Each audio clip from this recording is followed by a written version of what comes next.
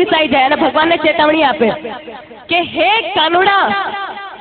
કાનુડા તું એકવાર આ જમાનામાં આવી તો જો તે 14મા વર્ષે મામા કંસને માર્યો, બિન લાડેનને આંગળી અડાડી તો જો તે ભરી સભામાં દ્રૌપદીના ચીર પૂર્યા, મલ્લિકા શેરાવતના એક જોડી કપડા બનાવી તો જો તે ગોકુળમાં 16,000 ગોપીઓને રાખી મારી કોલેજની એક છોકરી પટાવી તો જો। હવે કોલેજની વાત નીકળી છે તો મને કોલેજના દિવસો યાદ આવે છે।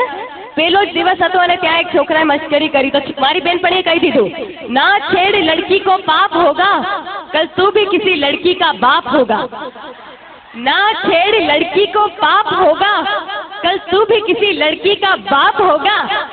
उसने कहा भगवान करे तेरा कहना सच्चा हो, जो मुझे बाप कहे वो तेरा बच्चा हो। હું મારા પ્રેક્ષકોના દિવસમાં 200 થી 250 ફોન આવે છે અને જ્યાં સુધી થાય હું વાત પણ કરું છું। તો એકવાર એક પ્રેક્ષકે મને કીધું, મમતાજી આપ સ્ટેજ ઉપર આટલી બધી શાયરીઓ કહો છો, આજે મેં પણ તમારી માટે એક શાયરી લખી છે, કહું? મેં કીધું કહો। મને કહે છે કે મને ફૂલ ગમે છે પણ કાંટો નડે છે, એટલે સ્પેશિયલ મારી માટે લખી છે એને શાયરી। મને ફૂલ ગમે છે પણ કાંટો નડે છે, મને તમે ગમો છો પણ વિક્રમ નડે છે। અહીંયા કોને કોને નડે છે હાથ ઉપર કરજો। હાલો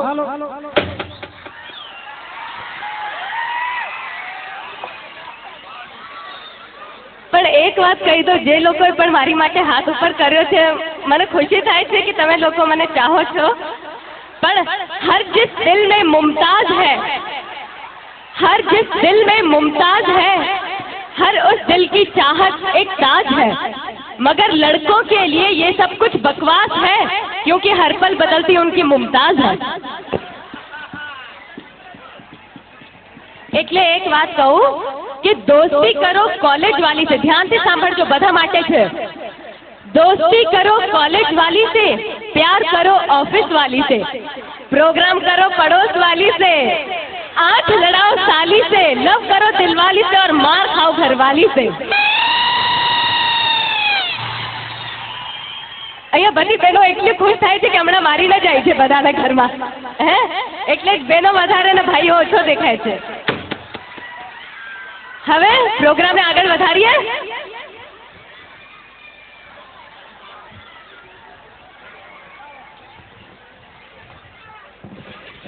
મિત્રો મોજ આવી ને આમાં?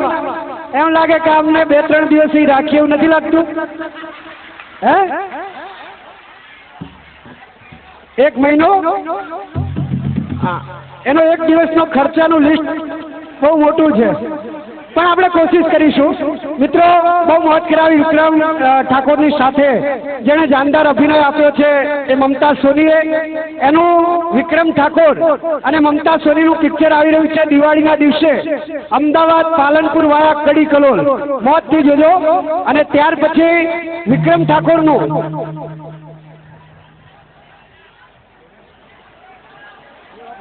વાહ મિત્રો, બેવફા પરદેશી।